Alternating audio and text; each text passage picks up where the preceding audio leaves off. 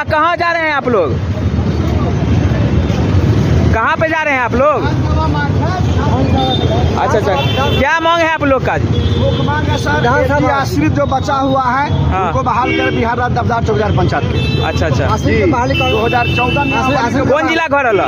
मुजफ्फरपुर जिला। मुजफ्फरपुर वाला, ठीक।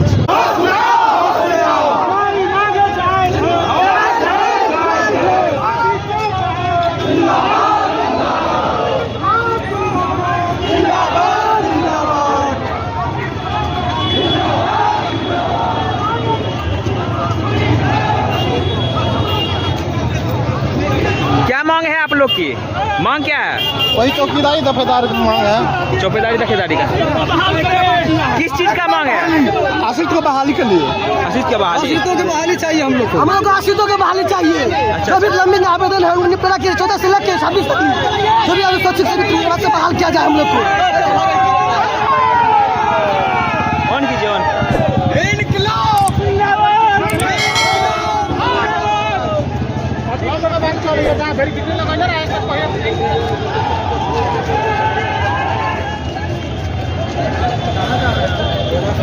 की मांग से चाचा?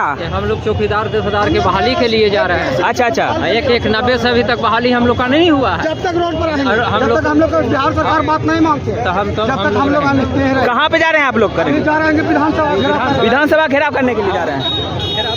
अच्छा अच्छा, क्या चीज मांगे आप लोग का? चौकीदारी वाला। अच्छा अच्छा, देख सकते हैं किस तरीके से चौकीदार